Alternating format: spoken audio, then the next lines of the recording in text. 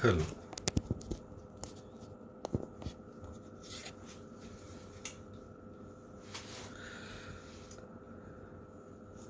Hello live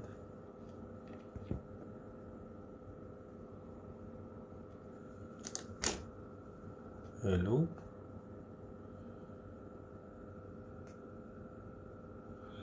okay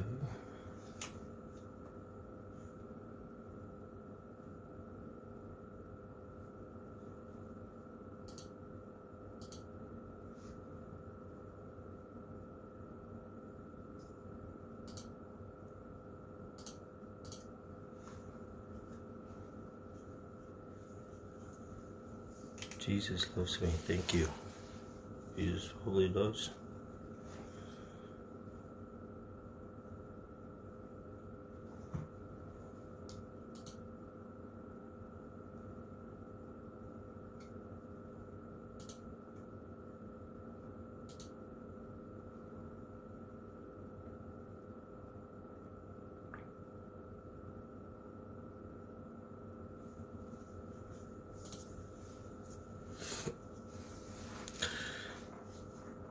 Good evening, Sirji.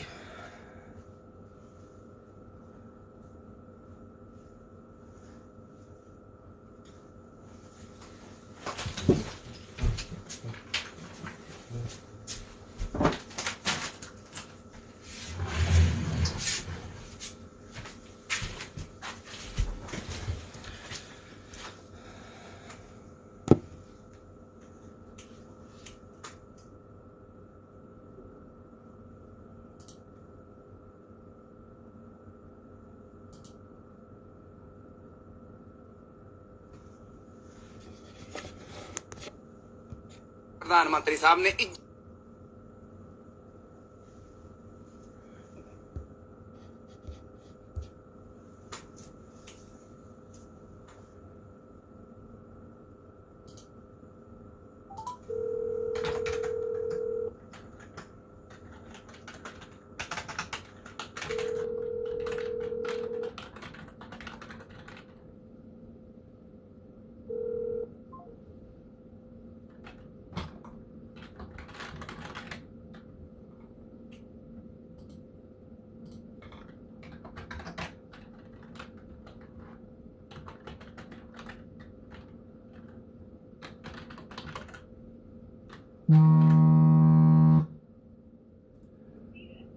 Hello हाँ जी sir जी, good morning. हाँ जी good morning.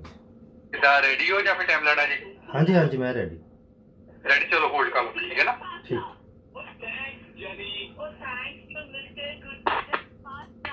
जिन्ना मेरे ते सक्सेस में चला घटा देता है फासला, बढ़ा देता है तेरी शायरी का हौसला। ਪॉपुਲਰ टायर वाले अपनी 4 ਲੋਕੇਸ਼ਨਾਂ ਤੋਂ ਸਰਵ ਕਰਦੇ ਨੇ ਪੂਰੇ ਗ੍ਰੇਟਰ ਟੋਰਾਂਟੋ ਏਰੀਆ ਦੇ ਵਿੱਚ। ਔਰ ਜੇਕਰ ਤੁਸੀਂ ਆਪਣੇ ਟਰੱਕ ਜਾਂ ਟ੍ਰੇਲਰ ਨੂੰ ਵਧੀਆ ਟਾਇਰ ਪਾਉਣੇ ਹੋਣ, ਕਾਰ ਨੂੰ ਟਾਇਰ ਪਾਉਣੇ ਹੋਣ, ਇਸ ਤੋਂ ਇਲਾਵਾ ਟਰੱਕ ਦਾ ਆਇਲ ਚੇਂਜ ਕਰਵਾਉਣਾ ਹੋਵੇ ਜਾਂ ਟਰੱਕ ਵਾਸ਼ ਕਰਵਾਉਣਾ ਹੋਵੇ ਤੇ ਸੰਪਰਕ ਕਰੋ ਪॉपुलर टायर ਦੀਆਂ 4 ਲੋਕੇਸ਼ਨਾਂ ਦੇ ਉੱਤੇ। 905 672 6565 ਬੜਾ ਸੌਖਾ ਜਿਹਾ ਨੰਬਰ ਹੈ 9056726565 ਪॉपुलਰ tyre.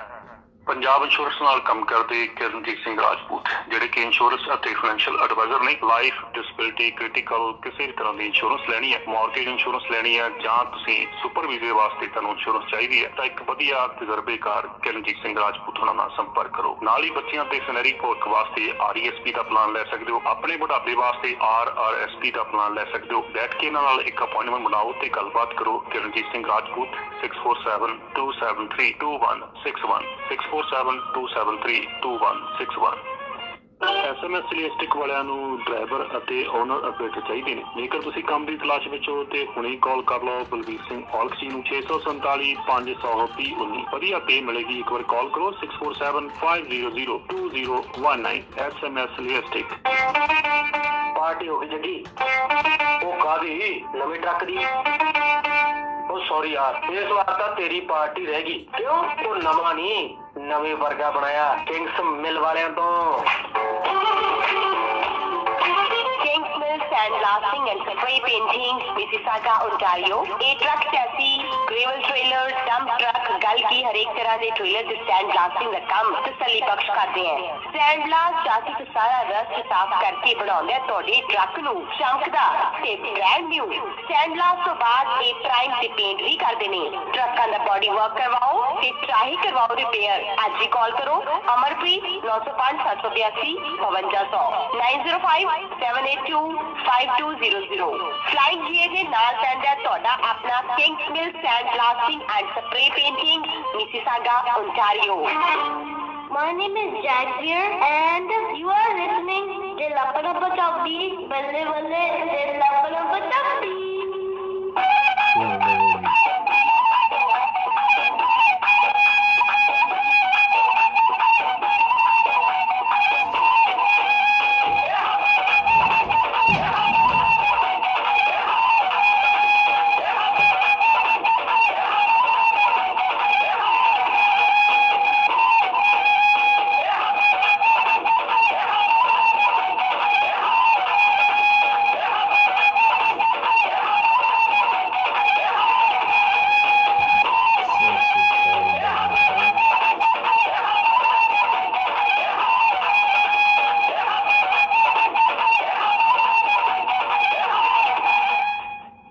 Radio programme Dil Apna Punjabi ਤੇ ਦਿਲ ਆਪਣਾ ਪੰਜਾਬੀ ਵਿੱਚ ਇਹ ਅਲਗੋਜੇ ਤੁਹਾਡੇ ਸਾਰਿਆਂ ਵਾਸਤੇ ਇਸ ਕਰਕੇ ਬਜਾਏ ਨੇ ਕਿਉਂਕਿ ਬਿਲਕੁਲ ਤੰਦਰੁਸਤੀ ਦੀ ਜ਼ਿੰਦਗੀ ਜੀਉਣ ਵਾਸਤੇ ਸਾਨੂੰ ਇਸ ਤਰੀਕੇ ਨਾਲ ਹਮੇਸ਼ਾ ਹੀ ਭੰਗੜੇ ਪਾਉਣ ਦੀ ਮੁਦਰਾ ਵਿੱਚ ਰੈਡੀ ਰਹਿਣਾ ਚਾਹੀਦਾ। ਸਾਡੇ ਨਾਲ ਇਸ ਵੇਲੇ ਰੂਬਲ ਸਾਹਿਬ ਵੀ ਰੈਡੀ ਨੇ ਤੇ ਤੁਹਾਡੀਆਂ ਗੱਲਬਾਤਾਂ ਵੀ ਅਸੀਂ ਸੁਣਾਂਗੇ ਤੇ ਕੁਝ ਸਾਡੇ ਵਿਚਾਰ ਵੀ ਹੋਣਗੇ, ਕੁਝ ਤੁਹਾਡੇ ਵਿਚਾਰ ਵੀ ਹੋਣਗੇ ਤੇ ਕੁਝ ਰੂਬਲ ਸਾਹਿਬ ਵੀ ਤੁਹਾਡੇ ਨਾਲ ਸਾਂਝ ਪਾਉਣਗੇ ਸਿਹਤ ਦੇ ਸੰਬੰਧੀ।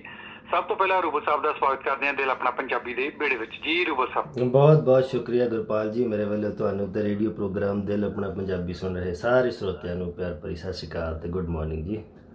ਤੇ ਗੁੱਡ ਮਾਰਨਿੰਗ ਜੀ ਰੂਬਲ ਸਾਹਿਬ। ਪਹਿਲਾਂ ਦੱਸੋ ਅਲਗੋਜੇ ਕਿੱਦਾਂ ਦੇ ਲੱਗੇ? ਹਾਂਜੀ ਜੀ ਬਿਲਕੁਲ ਜੀ, ਪੁਰਾਣੀਆਂ ਯਾਦਾਂ ਜਿਹੜੀਆਂ ਉਹ ਤਾਜ਼ੀਆਂ ਹੋ ਗਈਆਂ। ਸੋ ਬਹੁਤ ਬਹੁਤ ਸ਼ੁਕਰੀਆ ਗਾਹੇ ਬਗਾਹੇ ਜਿਹੜਾ ਤੁਸੀਂ ਕਲਚਰ ਦੇ ਨਾਲ ਜੋੜਦੇ ਰਹਿੰਦੇ ਹੋ, ਸੋ ਬਹੁਤ ਬਹੁਤ ਸ਼ੁਕਰੀਆ ਜੀ।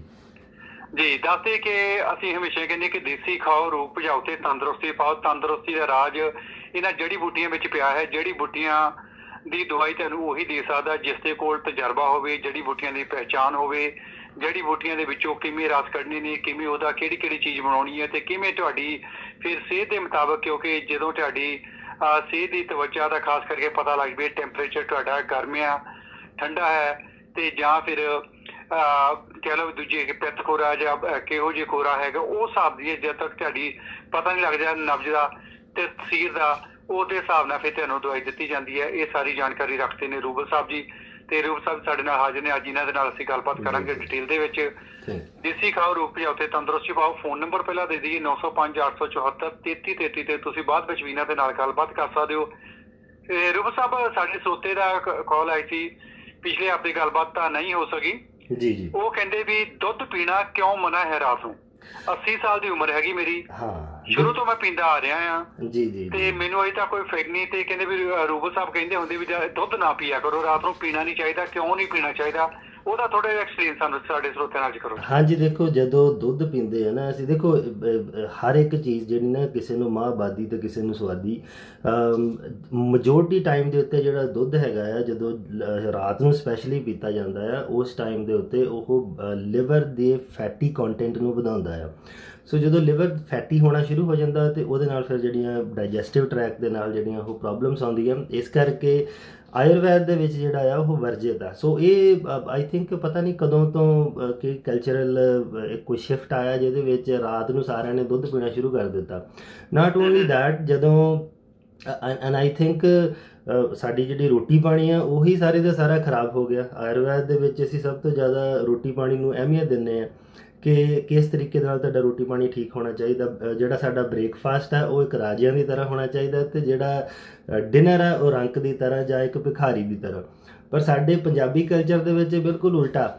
ਅਸੀਂ ਇਹਦੇ ਵਿੱਚ ਸਵੇਰੇ ਤਾਂ ਜਿਹੜੀ ਹੈ ਸਿਰਫ ਇੱਕ ਪੀਪੇ ਵਾਲੇ ਬਿਸਕੁਟ ਤੇ ਚਾਹ ਦੇ ਨਾਲ ਆਪਣਾ ਕਲੇਜਾ ਸਾੜਦੇ ਆ ਤੇ ਹੋਰ ਕੁਝ ਲੈਣਾ ਨਹੀਂ ਹੈਗਾ ਉਹਦੇ ਨਾਲ। ਤੇ ਰਾਤ ਨੂੰ ਜਿਹੜਾ ਹੈ ਅਸੀਂ ਡਿਨਰ ਜਦੋਂ ਕਰਦੇ ਹਾਂ ਤਾਂ ਪੂਰਾ ਫੁੱਲ ਫਲੈਜ ਡਿਨਰ ਕਰਦੇ ਹੈਗੇ ਆ। ਉਹਦੇ ਵਿੱਚ 2-2 3-3 ਸਬਜ਼ੀਆਂ ਵੀ ਹੁੰਦੀਆਂ, ਨਾਲ ਰੋਟੀਆਂ ਵੀ ਆ, ਮੁੜ ਕੇ ਦਹੀਂ ਵੀ ਹੋਣਾ ਹੈਗਾ, ਭਾਵੇਂ ਉਹ ਰਾਜਮਾ ਆ, ਰਾਜਮਾ ਦੇ ਨਾਲ ਵੀ ਅਸੀਂ ਦਹੀਂ ਖਾ ਲੈਣਾ। ਤੇ ਬਾਅਦ ਦੇ ਵਿੱਚ ਜਦੋਂ ਐ ਤਸੱਲੀ ਹੋ ਗਈ ਤੇ ਫਿਰ ਥੋੜੀ ਜਿਹੀ ਲਿਆਓ ਜੀ ਖੀਰ ਵੀ ਖਾਣੀ ਹੈ ਜਾਂ ਸੇਵੀਆਂ ਵੀ ਖਾਣੀਆਂ ਤੇ ਰਾਤ ਨੂੰ ਸੌਣ ਲੱਗਿਆ ਜਿਹੜਾ ਫਿਰ ਦੁੱਧ ਵੀ ਪੀਓ। ਰੂਬਾ ਸਾਹਿਬ ਤੁਸੀਂ ਸਵੇਰੇ ਸਵੇਰੇ ਮੂੰਹ ਦੇ ਵਿੱਚ ਪਾਣੀ ਲਿਆਈ ਜਾ ਰਹੇ ਆ ਸਾਰੇ, ਚੰਗਾ ਨਹੀਂ ਲੱਗਦਾ ਇਸ ਤਰੀਕੇ ਨਾਲ ਤੁਹਾਡੇ ਲਈ।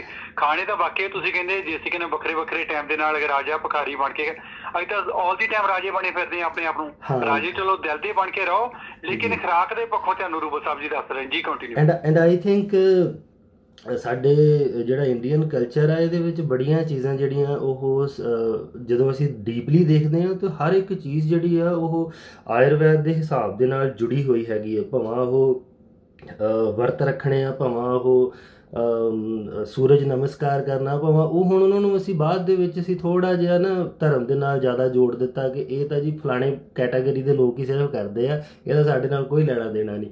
ਪਰ ਉਹ ਉਹਨਾਂ ਦੇ ਪਿੱਛੇ ਸਾਇੰਟੀਫਿਕ ਕਾਰਨ ਸੀਗੇ ਜਿਨ੍ਹਾਂ ਦੇ ਕਰਕੇ ਲੋਕਾਂ ਨੂੰ ਦ ਰੀਜ਼ਨ ਉਹ ਪਿੱਛੇ ਕੋਈ ਨਾ ਕੋਈ ਰੱਬ ਦੀ ਕਹਾਣੀ ਜੋੜ ਦਿੱਤੀ ਸੋ ਦੈਟ ਕਿ ਲੋਕੀ, ਕਿਉਂਕਿ ਉਸ ਟਾਈਮ ਦੇ ਉੱਤੇ ਇੰਨੇ ਪੜ੍ਹੇ ਲਿਖੇ ਨਹੀਂ ਸੀ ਹੁੰਦੇ, ਤੇ ਉਹਨਾਂ ਨੂੰ ਇੱਕ ਚੰਗਾ ਰਾਹ ਦਿਖਾਉਣ ਦੇ ਵਾਸਤੇ ਕੁਝ ਬੁੱਧੀਜੀਵੀਆਂ ਨੇ ਉਹਨੂੰ ਰੱਬ ਦੇ ਨਾਲ ਜੋੜ ਦਿੱਤਾ ਕਿ ਐਟਲੀਸਟ ਚਲੋ ਕਿਸੇ ਡਰ ਦੇ ਵੱਲੋਂ ਹੀ ਜੇ ਅਸੀਂ ਉਹਨਾਂ ਦੇ ਮਨ ਦੇ ਵਿੱਚ ਡਰ ਪਾ ਦਈਏ ਕਿ ਵੀ ਜੇ ਤੁਸੀਂ ਆਹ ਨਹੀਂ ਕਰੋਗੇ ਜਾਂ ਫਲਾਣੀ ਵਰਤ ਨਹੀਂ ਰੱਖੋਗੇ ਤਾਂ ਫਲਾਣਾ ਜਿਹੜਾ ਰੱਬ ਆ ਉਹ ਨਾਰਾਜ਼ ਹੋ ਜਾਊਗਾ।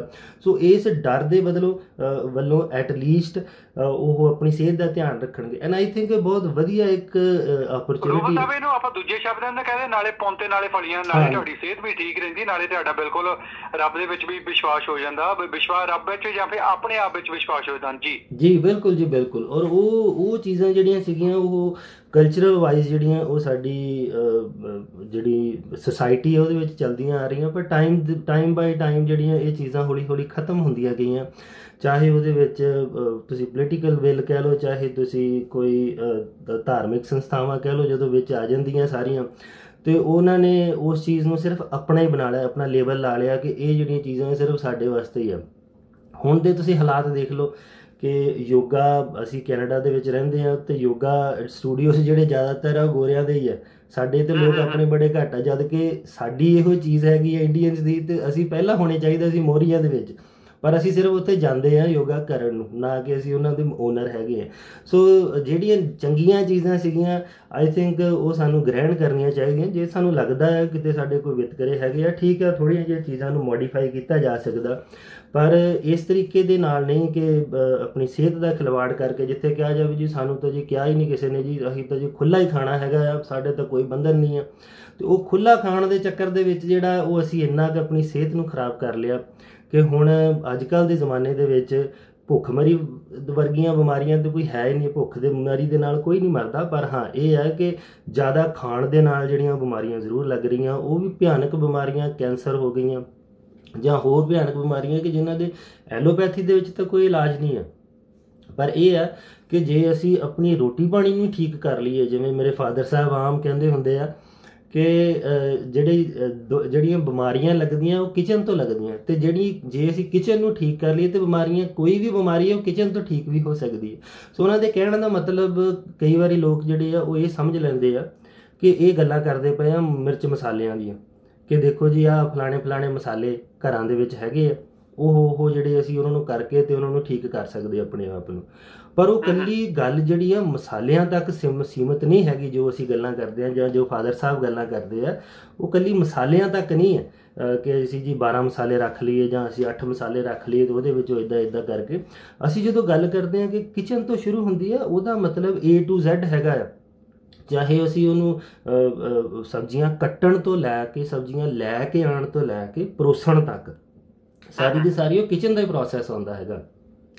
ਸੋ ਉਹ ਪ੍ਰੋਸੈਸ ਨੂੰ ਅਸੀਂ ਗੱਲ ਕਰਦੇ ਹੈਗੇ ਹਾਂ ਤੇ ਕਈ ਵਾਰੀ ਬਹੁਤੇ ਲੋਕ ਜਿਹੜੇ ਉਹ ਸਮਝਦੇ ਆ ਵੀ ਸ਼ਾਇਦ ਅਸੀਂ ਮਸਾਲਿਆਂ ਦੇ ਬਾਰੇ ਗੱਲ ਕਰ ਰਹੇ ਹਾਂ, ਪਰ ਇੱਦਾਂ ਨਹੀਂ। ਹਾਂ, ਹੁਣ ਮਸਾਲਿਆਂ ਦੀ ਗੱਲ ਚੱਲੀ ਆ, ਉਹ ਵੀ ਇੱਕ ਗੱਲ ਕਰਾਂਗੇ।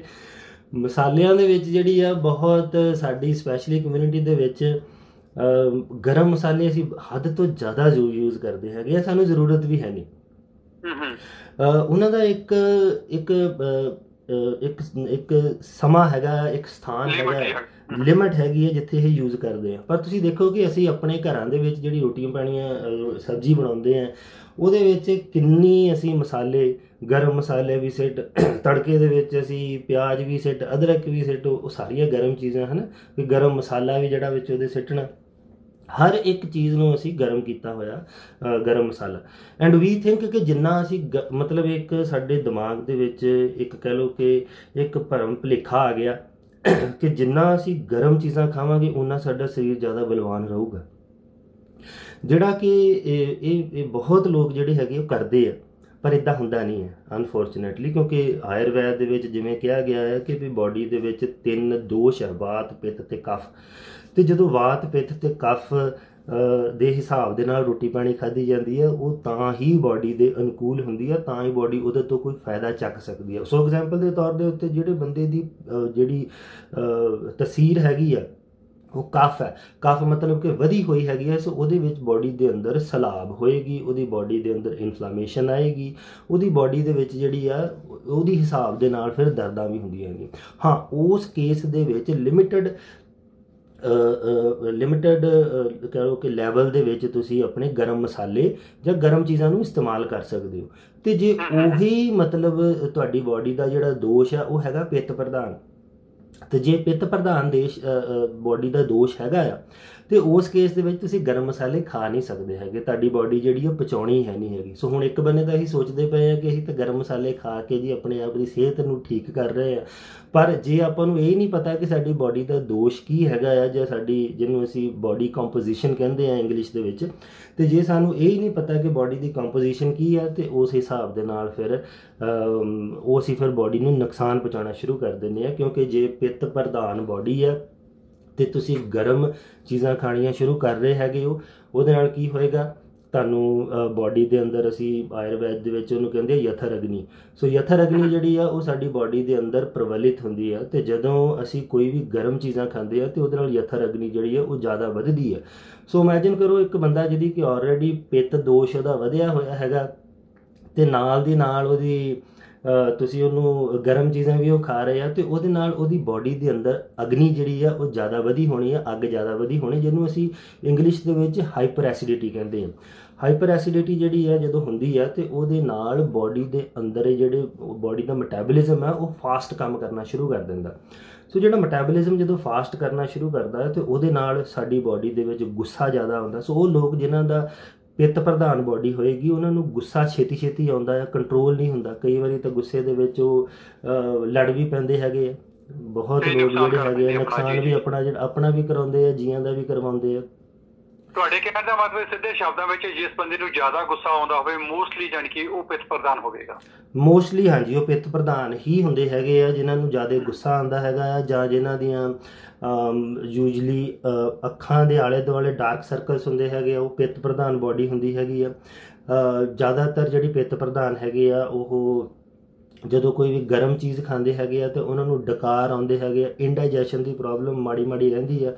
ਚਾਹ ਕੌਫੀ ਜਿਹੜੀ ਹੈਗੀ ਆ ਸਪੈਸ਼ਲੀ ਪੀਣ ਤੋਂ ਬਾਅਦ ਉਹਨਾਂ ਨੂੰ ਬਲੋਟਿੰਗਨੈਸ ਹੋਣੀ ਸ਼ੁਰੂ ਹੋ ਜਾਂਦੀ ਹੈਗੀ ਹੈ, ਜਾਂ ਢਿੱਡ ਦੇ ਵਿੱਚ ਜਿਹੜਾ ਅਫਾਰਾ ਪੈਣਾ ਸ਼ੁਰੂ ਹੋ ਜਾਂਦਾ, ਜਾਂ ਹਾਰਟਬਰਨ ਜਲਨ ਜਿਹੜੀ ਆ ਉਹ ਪੈਦਾ ਹੋਣੀ ਸ਼ੁਰੂ ਹੋ ਜਾਂਦੀ। ਐਂਡ ਲੋਕੀ ਕਈ ਵਾਰੀ ਸੋਚਦੇ ਆ ਕਿ ਇਹ ਕੋਈ ਬਿਮਾਰੀ ਮੈਨੂੰ ਲੱਗ ਗਈ ਆ, ਜਿਹਦੇ ਕਰਕੇ ਮੈਂ ਜਦੋਂ ਵੀ ਜੀ ਕੋਈ ਚੀਜ਼ ਪੀਂਦਾ ਆ ਜਾਂ ਚਾਹ ਜਾਂ ਕੋਈ ਪੀਂਦੇ ਆ ਤੇ ਸਾਨੂੰ ਜਲਨ ਹੋਣੀ ਸ਼ੁਰੂ ਹੋ ਜਾਂਦੀ। ਐਂਡ ਉਹਦਾ ਉਹ ਇਲਾਜ ਲੱਭਣ ਲੱਗ ਪੈਂਦੇ ਆ, ਜਦ ਕਿ ਉਹਦੀ ਇਲਾਜ ਲੱਭਣ ਦੀ ਜ਼ਰੂਰਤ ਨਹੀਂ ਹੈਗੀ। ਤੁਹਾਨੂੰ ਰੂਟ ਕਾਜ਼ ਲੱਭਣ ਦੀ ਜ਼ਰੂਰਤ ਆ, ਉਹ ਹੋ ਕਿਉਂ ਰਿਹਾ ਹੈਗਾ, ਰਾਈਟ। ਜਦੋਂ ਅਸੀਂ ਇਹ ਲੱਭਣਾ ਸ਼ੁਰੂ ਕਰ ਦਿੱਤਾ ਤੇ ਸਾਡਾ ਸਾਰਾ ਕੁਝ ਹੀ ਠੀਕ ਹੋ ਜਾਣਾ। ਮੈਂ ਪਿਛਲੇ ਵੀਕ ਕਿਸੇ ਦੇ ਨਾਲ ਗੱਲ ਕਰ ਰਿਹਾ ਸੀਗਾ ਕੈਂਸਰ ਦੇ ਉੱਤੇ, ਤੇ ਉਹ ਮੈਨੂੰ ਬੜਾ ਵਧੀਆ ਉਹਨਾਂ ਦਾ ਕੋਟ ਲੱਗਾ ਕਿ ਜਦੋਂ ਅਸੀਂ ਹਰ ਸਾਲ ਦੇਖੋ ਕਿੰਨੇ ਕੈਂਸਰ ਦੇ ਅਸੀਂ ਜਿਹੜੇ ਆ ਇਵੈਂਟਸ ਕਰਦੇ ਹੈਗੇ ਆ, ਅਸੀਂ ਕੈਂਸਰ ਦੇ ਉੱਤੇ ਜਿਹੜੀਆਂ ਦੌੜਾਂ ਲਗਾਉਂਦੇ ਹੈਗੇ ਆ, ਅਸੀਂ ਇੰਨਾ ਕੁਛ ਕਰਦੇ ਹੈਗੇ ਆ। ਟੈਰੀ ਫੌਕਸ ਰਨ ਸਾਰਿਆਂ ਨੇ ਸੁਣਿਆ ਹੋਣਾ, ਹਰ ਸਾਲ ਉਹਦੀ ਵੈਨਕੂਵਰ ਤੋਂ ਲੈ ਕੇ ਵੈਸਟ ਕੋਸਟ ਤੋਂ ਈਸਟ ਕੋਸਟ ਤੱਕ ਹੁੰਦਾ ਹੈਗਾ। ਔਰ ਕਿੰਨੇ ਕੁ ਹੌਸਪੀਟਲਸ ਹੈਗੇ ਆ ਜਿਹੜੇ ਕਿ ਡੋਨੇਸ਼ਨ ਤੁਹਾਡੇ ਕੋਲੋਂ ਲੈਂਦੇ ਹੈਗੇ ਆ ਕੈਂਸਰ ਦੀ ਰਿਸਰਚ ਦੇ ਕਰਕੇ, ਐਂਡ ਯੈਟ ਕੈਂਸਰ ਦਾ ਇਲਾਜ ਅਜੇ ਤੱਕ ਨਹੀਂ ਲੱਭਿਆ। ਸੋ ਇੰਨੀ ਰਿਸਰਚ, ਇੰਨੇ ਪੈਸੇ ਕਿੱਥੇ ਜਾਂਦੇ ਪਏ ਹੈਗੇ ਆ। ਸੋ ਉਹਦਾ ਮੇਨ ਰੀਜ਼ਨ ਪਿੱਛੇ ਇਹ ਹੈਗਾ ਆ ਕਿ ਅਸੀਂ ਇਲਾਜ ਲੱਭ ਰਹੇ ਹੈਗੇ ਆ। ਅਸੀਂ ਸਾਡਾ ਜਿੰਨਾ ਧਿਆਨ ਹੈ, ਜਿੰਨੇ ਸਾਡੇ ਪੈਸੇ ਆ, ਉਹ ਅਸੀਂ ਕਿਉਰ ਲੱਭਣ ਦੀ, ਮਤਲਬ ਜਿਹਨੂੰ ਅਸੀਂ ਕਿਉਰ, ਇਲਾਜ ਕਿਉਰ ਹੋ ਗਿਆ ਨਾ, ਅਸੀਂ ਕਿਉਰ ਲੱਭਣ ਦੀ ਕੋਸ਼ਿਸ਼ ਕਰਦੇ ਪਏ ਹਾਂ, ਪਰ ਅਸੀਂ ਕੌਜ਼ ਨਹੀਂ ਲੱਭ ਰਹੇ। ਸੋ ਹੈ ਦੋਨੋਂ ਸੀਜ਼ ਹੈਗੀਆਂ ਕੈਂਸਰ ਦੇ ਵਿੱਚ, ਇੱਕ ਕਿਉਰ ਹੈ, ਇੱਕ ਕੌਜ਼ ਹੈ। ਪਰ ਸਾਡਾ ਜਿਹੜਾ ਮਕਸਦ ਹੈ ਉਹ ਸਾਰੇ ਦਾ ਸਾਰਾ ਉਹਦੇ ਕਿਉਰ ਦੇ ਮਗਰ ਅਸੀਂ ਪਏ ਹੋਏ ਸਾਰੇ ਜਾਣੇ, ਕਿ ਕਿਉਰ ਇਹਦਾ ਕਿਸੇ ਤਰੀਕੇ ਲੱਭ ਜੇ। ਪਰ ਕੋਈ ਇਹ ਨਹੀਂ ਕਹਿ ਰਿਹਾ ਕਿ ਕਿਉਰ ਨੂੰ ਛੱਡੋ ਜੀ, ਇਹਦੀ ਕੌਜ਼ ਦੇ ਮਗਰ ਆਪਾਂ ਮਾੜਾ ਜਿਹਾ ਦੇਖ ਲਈਏ ਕਿ ਕੌਜ਼ ਕੀ ਹੈਗੀ ਹੈ। ਹੁਣ ਕਿਉਰ ਦੇ ਮਗਰ ਤੇ ਬੜੇ ਪੈ ਗਏ। ਸੋ ਮੈਨੂੰ ਬੜਾ ਇਹ ਵਧੀਆ ਲੱਗਾ, ਕਿਸੇ ਨੇ ਮੈਨੂੰ ਦੱਸੀ ਗੱਲ ਉਦੋਂ ਕੀਤੀ ਕਿ ਅਸੀਂ ਜੇ ਕਿਉਰ ਦੇ ਮਗਰੋਂ ਛੱਡ ਕੇ ਅਸੀਂ ਕੌਜ਼ ਦੇ ਮਗਰ ਚਲੇ ਜਾਈਏ ਤੇ ਕੈਂਸਰ ਵਰਗੀ ਵੀ ਬਿਮਾਰੀ ਜਿਹੜੀ ਹੈ ਉਹ ਰਹਿਣੀ ਹੈ ਨਹੀਂ ਹੈਗੀ। ਪਰ ਮੈਂ ਥੋੜੀ ਜਿਹੀ ਵਿੱਚੋਂ ਥੋੜੀ ਜਿਹੀ ਰੋਕਦਾ, ਥੋੜੀ ਜਿਹੀ ਨਾਲ ਆਪਾਂ ਕਮਰਸ਼ੀਅਲ ਵੀ ਲੈ ਲੈਣੇ, ਕਿਉਂਕਿ ਇਹਦੇ ਵਿੱਚ ਇਹ ਚੀਜ਼ ਹੈ ਨਾ ਵੀ ਜਦੋਂ ਫਿਰ ਇਹ ਚੀਜ਼ਾਂ ਦਾ ਸਾਰਾ ਹੱਲ ਹੀ ਲੱਭ ਲਿਆ, ਖਤਮ ਹੀ ਹੋ ਗਿਆ, ਉਸ ਤੋਂ ਬਾਅਦ ਫਿਰ ਦੁਕਾਨਦਾਰੀਆਂ ਕਿਸ ਤਰੀਕੇ ਨਾਲ ਚੱਲਣਗੀਆਂ। ਮੇਨ ਕੰਸਰਨ ਤਾਂ ਇਹੀ ਆ, ਪਤਾ ਸਾਰਾ ਕੁਛ, ਇਹ ਪਤਾ ਸਾਰਾ ਕੁਛ ਹੋਣ ਦੇ ਬਾਵਜੂਦ ਵੀ ਇਹ ਚੀਜ਼ਾਂ ਨਹੀਂ ਕਰਦੇ। ਜਿੱਦਾਂ ਤੁਸੀਂ ਚਾਹ ਦੀ ਗੱਲਬਾਤ ਕੀਤੀ ਹੈ, ਜੇ ਚਾਹ ਦਾ ਅਸੀਂ ਸਿਪ ਲੈਂਦੇ ਹਾਂ, ਸਿਪ ਲੈਣ ਤੋਂ ਜਾਂ ਕੱਪ ਪੀਣ ਤੋਂ ਬਾਅਦ ਹੀ ਸਾਨੂੰ ਪਤਾ ਲੱਗਦਾ ਆਹ ਚੀਜ਼ ਹੁੰਦੀ ਆ।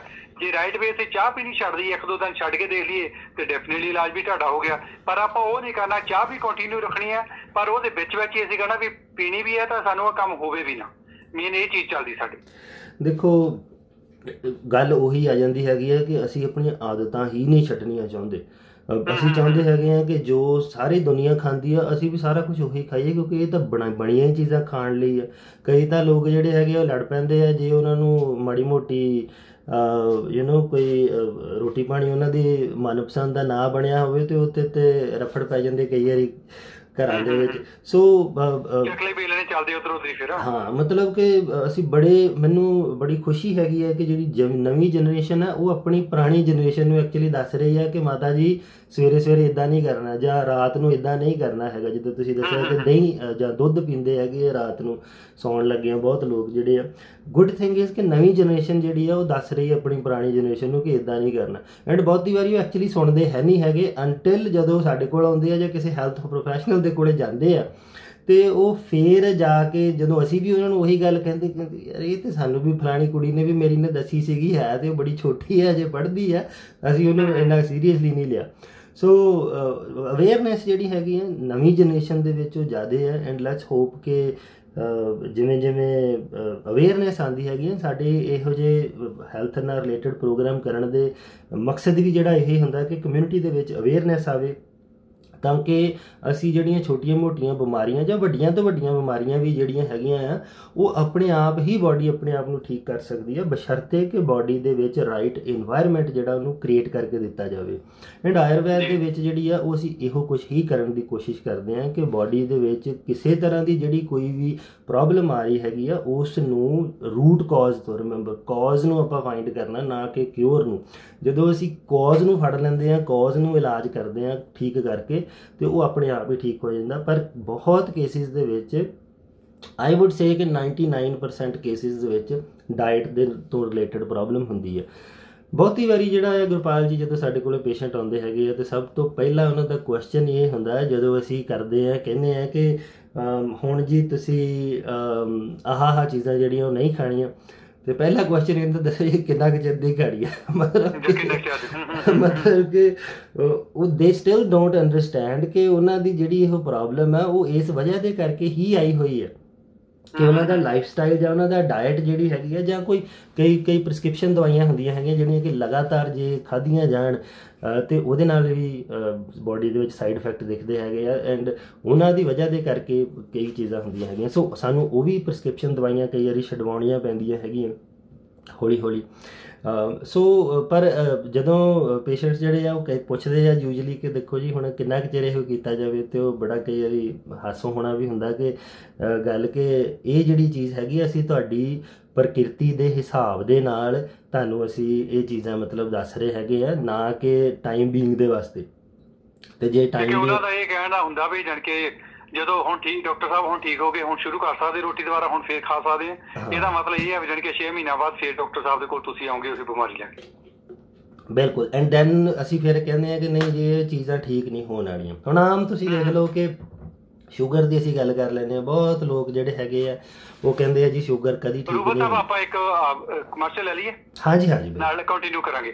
ਦੱਸ ਕੇ ਪ੍ਰੋਗਰਾਮ ਦਾ ਹਿੱਸਾ ਈਵਨ ਟੈਕਸੀ ਦੇ ਸਹਿਯੋਗ ਨਾਲ ਪੇਸ਼ ਕੀਤਾ ਜਾ ਰਿਹਾ। 905 453 66 66 905 453 66 66 दूर दराडे किते भी जाना होवे तुहाडी मंजिल ते पहुंचाउणगे। इस तो इलावा part time full time job करना चाहुंदे तुहानूं जॉब भी इन्हां कोल मिल जाएगी।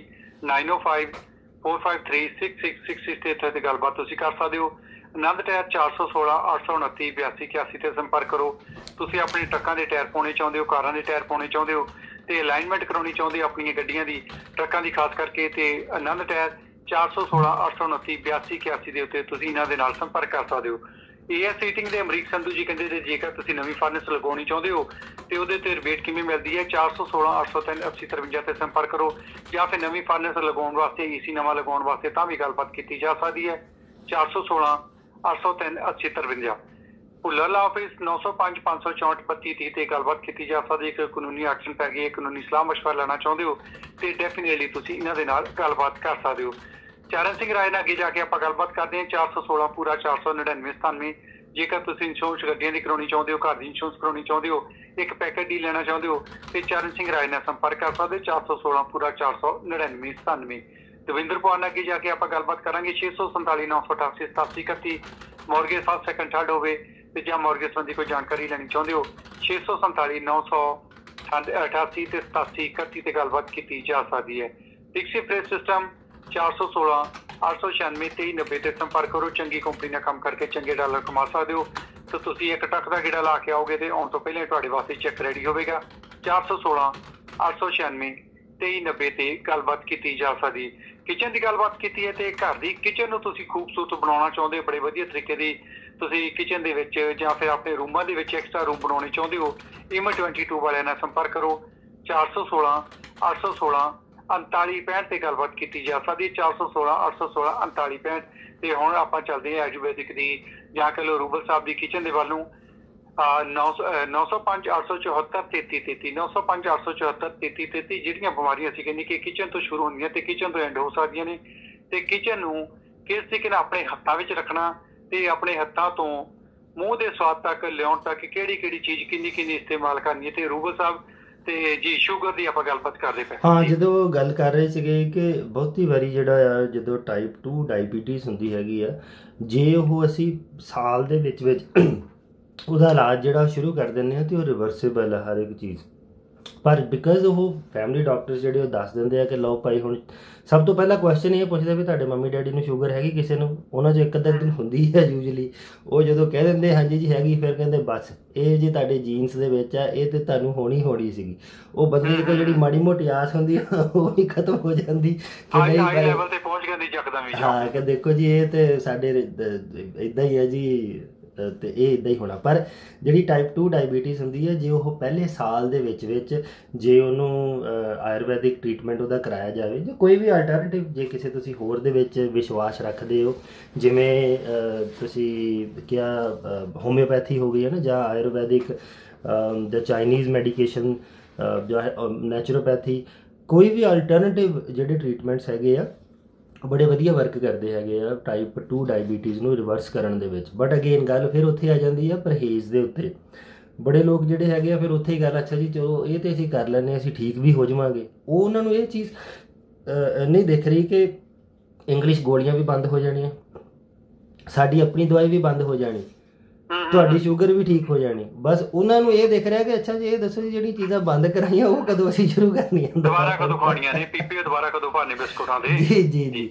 ਸੋ ਉਹ ਕਈ ਵਾਰੀ ਸਾਨੂੰ ਉਹ ਚੀਜ਼ਾਂ ਜਿਹੜੀਆਂ ਬੜੀਆਂ ਸਮਝਾਉਣੀਆਂ ਬਹੁਤ ਮੁਸ਼ਕਿਲ ਹੋ ਜਾਂਦੀਆਂ ਬਾਰ-ਬਾਰ ਵੀ ਕਿ ਇਹ ਜਿਹੜੀਆਂ ਦ ਰੀਜ਼ਨ ਤੁਹਾਨੂੰ ਟਾਈਪ 2 ਡਾਇਬੀਟੀਜ਼ ਹੋਈ ਆ ਇਹ ਐਕਚੁਅਲੀ ਵਜ੍ਹਾ ਹੀ ਇਹਦੀ ਜਿਹੜੀ ਆ ਜ਼ਿਆਦਾਤਰ ਇਹ ਹੁੰਦੀ ਹੈ ਤੇ ਬਹੁਤ ਪੁਆਇੰਟਸ ਦੇ ਵਿੱਚ ਜਿਹੜੀ ਆ ਇੱਕ ਜੀਨਸ ਦੇ ਨਾਲ ਰਿਲੇਟਡ ਚੀਜ਼ ਆ ਜਿਹੜੀ ਕਿ ਉਹ ਹੁੰਦੀ ਹੈਗੀ ਹੈ। ਦੇयर ਇਜ਼ ਨੋ ਡਾਊਟ ਉਹ ਵੀ ਹੁੰਦੀ ਹੈਗੀ ਆ but majority of the time ਉਹ ਸਾਰੀ ਦੀ ਸਾਰੀ ਤੁਹਾਡਾ ਆਪਣਾ ਫਾਲਟ ਹੁੰਦਾ ਆ ਜਿਹਦੀ ਵਜ੍ਹਾ ਦੇ ਕਰਕੇ ਹੋ ਰਹੀ ਹੈਗੀ ਆ। ਨਾ ਮੇਟ ਵੀ ਕਿ ਸ਼ਾਇਦ ਉਹ ਤੁਹਾਨੂੰ ਤੁਹਾਡੀ ਕਿਉਂਕਿ ਹੁਣ ਹਰ ਜੇ ਮਾਂ ਪਿਓ ਨੂੰ ਹੈਗੀ ਆਬਵੀਅਸਲੀ ਉਹੀ ਫੂਡ ਤੁਸੀਂ ਵੀ ਖਾ ਰਹੇ ਹੈਗੇ, ਉਸੇ ਟਾਈਪ ਦੇ ਨਾਲ ਤੁਸੀਂ ਫੂਡ ਜਿਹੜਾ ਉਹਨੂੰ ਪ੍ਰੀਪੇਅਰ ਕਰ ਰਹੇ ਹੈਗੇ ਬਣਾ ਰਹੇ ਹੋ।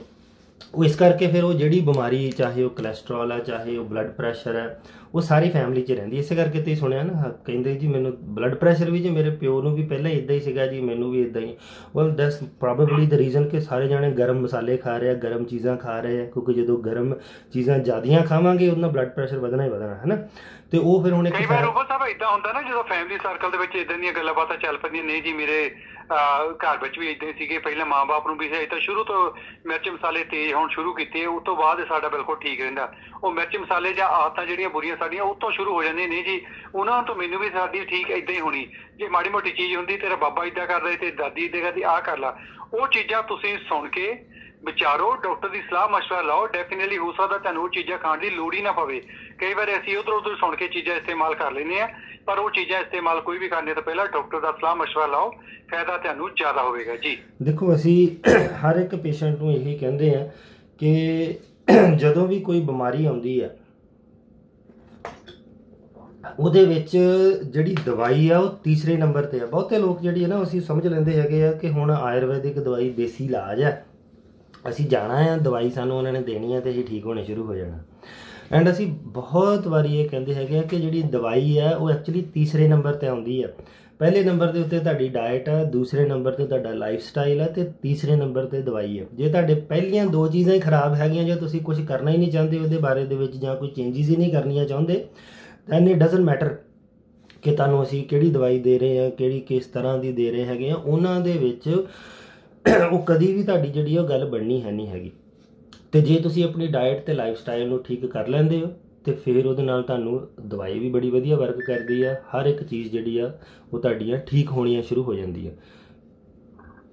ਹਾਂਜੀ ਗੁਰਪਾਲ ਜੀ 905 874 3333 905 874 3333 ਤੇ ਤੁਸੀਂ ਗੱਲਬਾਤ ਰੂਬਲ ਸਾਹਿਬ ਦੇ ਨਾਲ ਗੱਲਬਾਤ ਕਰ ਸਕਦੇ ਹੋ। ਦੇਸੀ ਖਾਓ, ਰੋਗ ਭਜਾਓ ਤੇ ਤੰਦਰੁਸਤੀ ਪਾਓ। ਤੰਦਰੁਸਤੀ ਦਾ ਰਾਜ ਜਿਹੜਾ ਜੜੀ ਬੂਟੀਆਂ ਵਿੱਚ ਪਿਆ ਹੈ। ਇਹ ਜੜੀ ਬੂਟੀਆਂ ਤੋਂ ਤਿਆਰ ਕੀਤੀਆਂ ਹੋਈਆਂ ਦਵਾਈਆਂ ਤੁਹਾਡੇ ਵਾਸਤੇ ਕਿਵੇਂ ਕਾਰਗਰ ਸਿੱਧ ਹੋ ਜਾਂਦੀਆਂ ਨੇ, ਕਿਵੇਂ ਸਿੱਧ ਹੁੰਦੀਆਂ ਨੇ, ਪੂਰੀ ਡਿਟੇਲ ਜਾਣਨ ਵਾਸਤੇ ਇਹਨਾਂ ਨਾਲ ਬੈਠ ਕੇ ਗੱਲਬਾਤ ਕਰੋ, ਤਾਂ ਜੋ ਤੁਹਾਨੂੰ ਪ੍ਰੋਪਰ ਪਤਾ ਲੱਗ ਸਕੇ, ਆਪਣੀ ਤਸਵੀਰ ਦਾ ਪਤਾ ਲੱਗ ਸਕੇ, ਉਹਦੇ ਅਕੋਰਡਿੰਗ ਟੂ ਦਵਾਈ ਦਿੱਤੀ ਜਾਂਦੀ ਹੈ, ਤਾਂ ਜੋ ਤੁਸੀਂ ਜਲਦੀ ਤੋਂ ਜਲਦੀ ਠੀਕ ਹੋ ਸਕੇ। ਸੁਣਦੇ ਰਹੋ ਰੇਡੀਓ ਪ੍ਰੋਗਰਾਮ ਦਿਲ ਆਪਣਾ ਪੰਜਾਬੀ। ਇਸ ਪ੍ਰੋਗਰਾਮ ਵਿੱਚ ਤੁਸੀਂ ਕੋਈ ਵੀ ਐਡਵਰਟਾਈਜ਼ਮੈਂਟ ਕਰਨੀ ਚਾਹੁੰਦੇ ਹੋ ਤੇ ਸਾਡੇ ਨਾਲ ਸੰਪਰਕ ਕਰ ਸਕਦੇ ਹੋ 6472814857 647 281 4857 416 316 77 ਤੇ ਗੁਰਤੇਜਸੀ ਪਾਤਲਾ ਨਾਲ ਗੱਲਬਾਤ ਕੀਤੀ ਜਾ ਸਕਦੀ ਹੈ। ਦੱਸੇ ਪ੍ਰੋਗਰਾਮ ਦਾ ਹਿੱਸਾ ਜਿਮੀ ਝਾਂਡੀ ਦੇ ਸਹਿਯੋਗ ਨਾਲ ਪੇਸ਼ ਕੀਤਾ ਜਾ ਰਿਹਾ ਹੈ।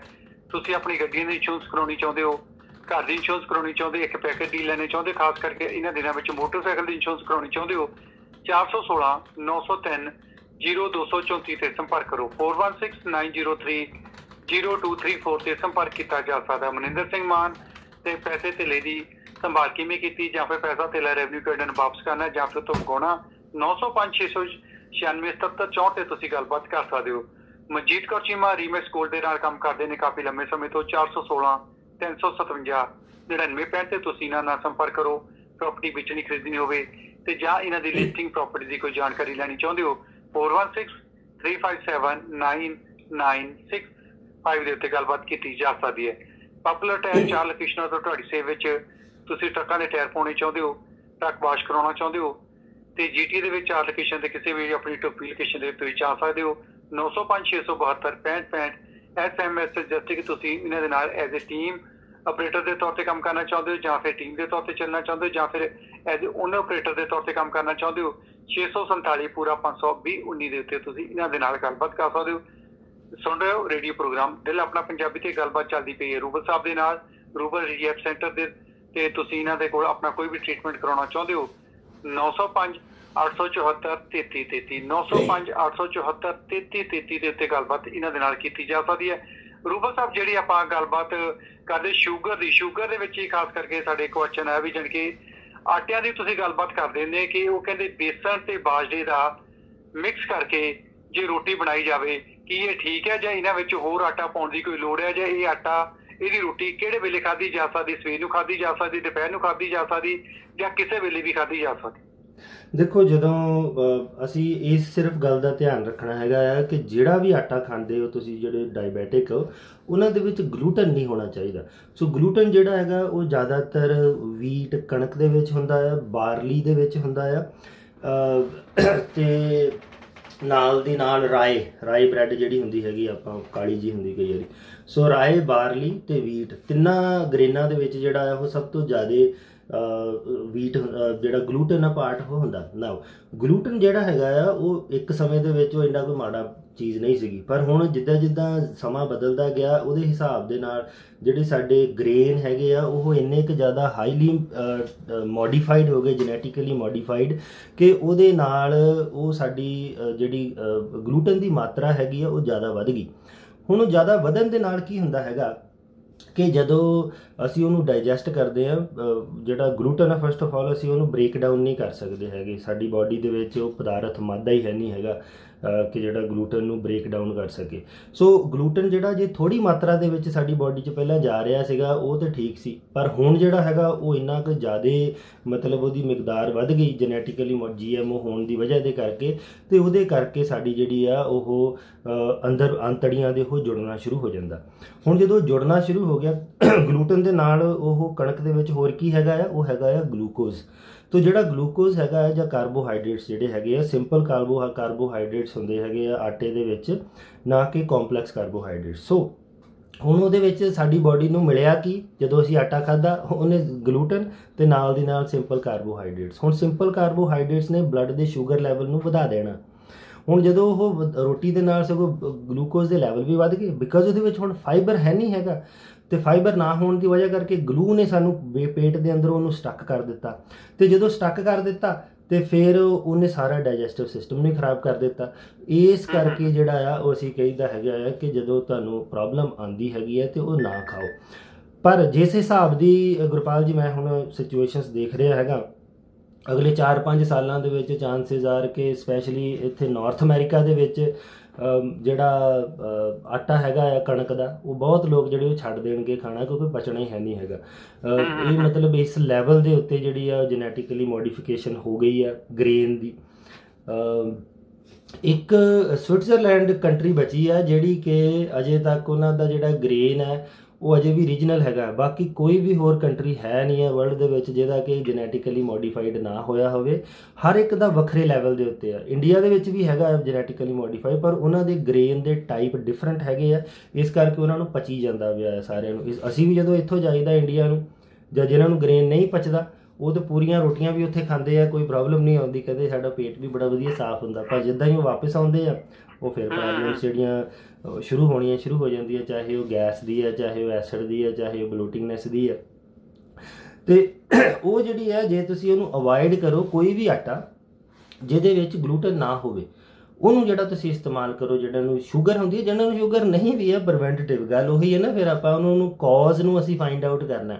ਤੇ ਜੇ ਅਸੀਂ ਕੌਜ਼ ਕਰਦੇ ਹੀ ਹੈ ਨਹੀਂ ਹੈਗੇ ਤੇ ਸਾਨੂੰ ਅੱਗੇ ਪ੍ਰੋਬਲਮ ਕੋਈ ਆਉਣੀ ਨਹੀਂ, ਸਾਨੂੰ ਕਿਉਰ ਲੱਭਣ ਦੀ ਜ਼ਰੂਰਤ ਹੀ ਨਹੀਂ ਜੇ ਅਸੀਂ ਕੌਜ਼ ਹੀ ਸਾਨੂੰ ਜਿਹੜੀ ਹੈਗੀ ਪਤਾ ਲੱਗ ਜਾਂਦੀ ਹੈ ਨਾ।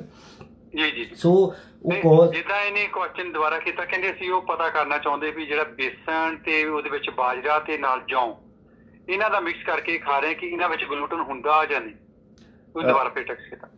ਦੇਖੋ ਜਿੱਦਾਂ ਮੈਂ ਤੁਹਾਨੂੰ ਦੱਸਿਆ ਹੈ ਕਿ ਜਿਹੜੀ ਕਣਕ, ਬਾਰਲੀ ਤੇ ਆਈ ਥਿੰਕ ਇਹਨੂੰ ਬਾਰਲੀ ਨੂੰ ਜੌਂ ਕਹਿੰਦੇ ਆ, ਕਿਉਂਕਿ ਜੌਂ ਜਿਹੜੀ ਉਹ ਤੋਂ ਬੀਅਰ ਬਣਦੀ ਹੈ ਤੇ ਬਾਰਲੀ ਜਿਹੜੀ ਆ ਉਹ ਤੋਂ ਬੀਅਰ ਬਣਦੀ ਹੈਗੀ ਹੈ।